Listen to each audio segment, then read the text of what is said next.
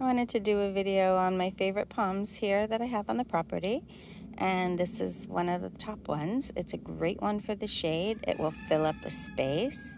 It's called the lady palm, and it's just got beautiful structure. It looks like it might have a couple dead leaves on the bottom, but for the most part it didn't really seem to want much of anything. It is starting to, well, it rained a lot like last week, and this week it's kind of gloomy and rainy, so it's probably getting more water than what it had been like the month or two before. It was really, really dry, so hopefully we'll resolve this dryness issue.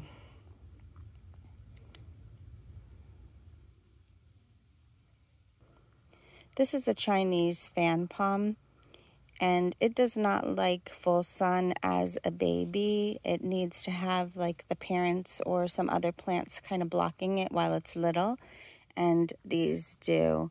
But it took a little while for these to grow in. So it was exposed to full sun for a while, but it needed, a lot more water. This is a multi-stem with spines, or multi-trunk, I should say. And it does great in full sun once it's a little bit older. This is the oldest palm I have that I planted on the property, and it is a queen palm. Unfortunately, I did have 3 here that I planted, but the horses ate 2 of them because after all, they are grass. Somehow this one escaped. This is it's maybe 17, closer to 20 years old. And look how many, this is like the second and third sets of seeds that I've ever seen this do ever. So I've never seen it make babies ever, but you can see down here, there are a whole bunch of babies, and I actually dug up a bunch and put them in pots so that I can either transplant them somewhere else or gift them to others. Okay, these are wild saw palmettos that they really give a really nice kind of backdrop, very tropical feeling, very, backwoods Florida. They take absolutely zero care from me, and they're very, very happy under the shade of these oak trees. They do sell a silver one commercially as well, and they are absolutely stunning. But these grow all around the property of their own volition. This is a cat palm. I believe that it's similar to an areca palm, but I'm concerned that areca palms don't like the frost that much. I would think that this one maybe is a little bit frost tender as well. And the thing is these are smaller than the areca palms. Not that I need a small palm in this space, but I never had one of these before. I actually never had an areca palm before either. And I just love the tropical foliage and that it really fills this space. I actually have another one. It's kind of over that way next to the, you can see the Thai plant through the woods in the pot over there. It's over to the right of that. This is the second cat palm. It's substantially smaller than the other one, but I'm sure that it will grow just as well as that one is. This one actually gets probably, better morning sun, where that one might get a little bit more hotter afternoon sun. And you can see the back of my lady palm. Well, this is not a palm. People call it the sago palm, but it's a cycad, as old as the dinosaurs. And this one's really, really happy here. It gets morning sun. And actually it made a little baby over here in this mess. and they're just happy being really naturalized here. I haven't done anything with them, and they've been here close to 20 years.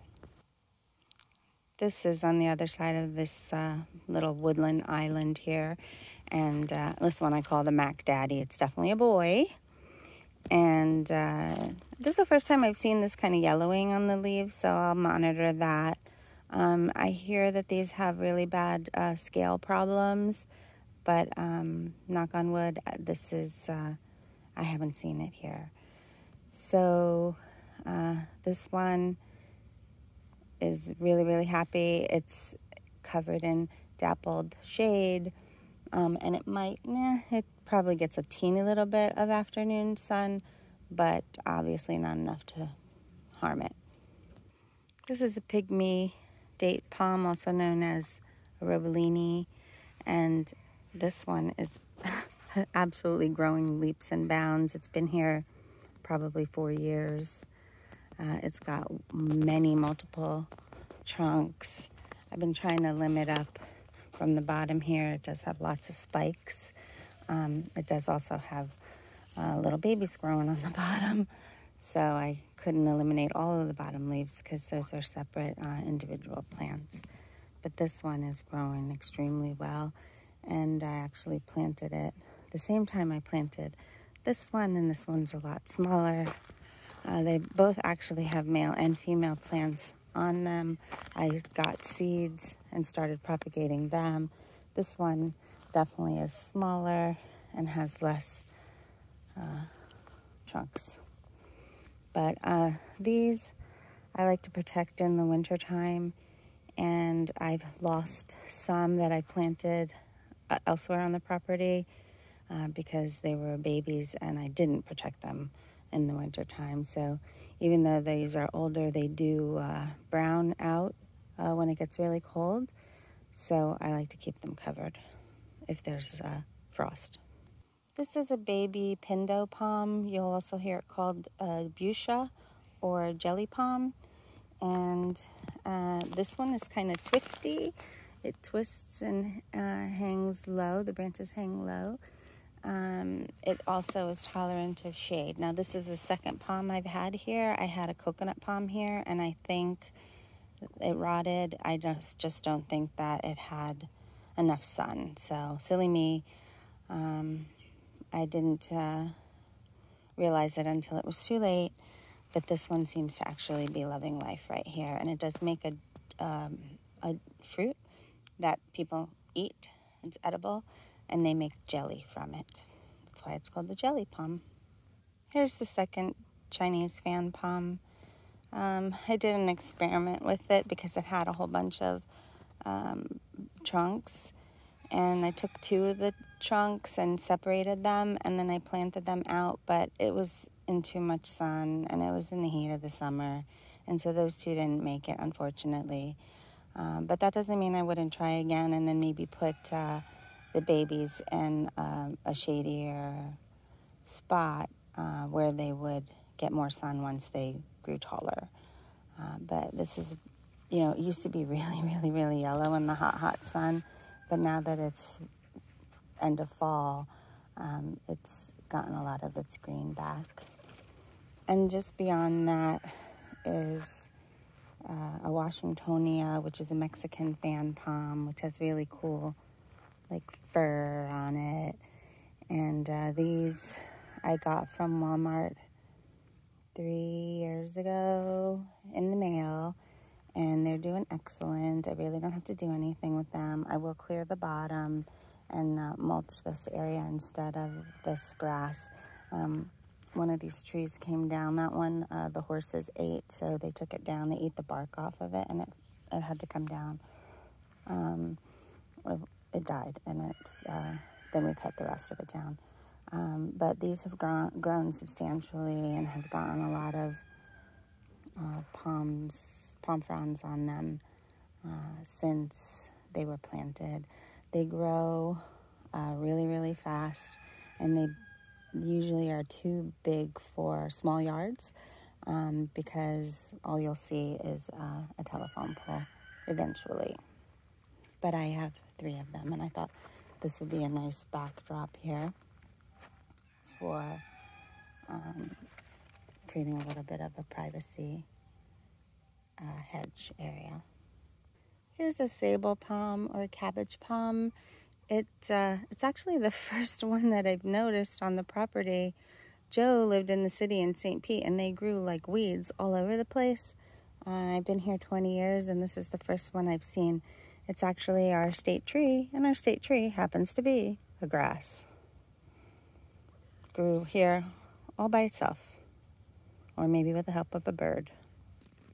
This is a kunti, and these here are kind of have other plants growing up. These crepe myrtles growing up in the middle of it. And it looks like, the lower leaves will die back in the wintertime, and they just have to get cut off.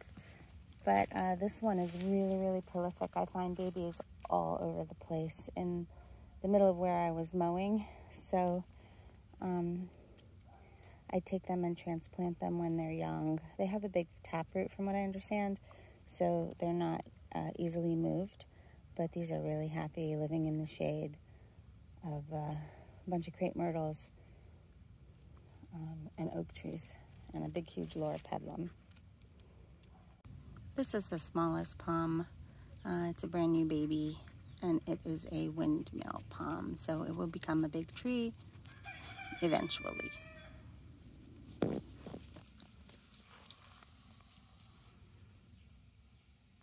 And this has to be my favorite because it's just the most magnificent of all. We bought it when it was really, really, really little. I should say I bought it when it was really, really little. And now it is at least 12 or 15 feet tall. And I just love the color. It's happy as anything, and it's just a gorgeous tree. I have had to cut several of the fronds off the bottom. This one's probably the next one to go.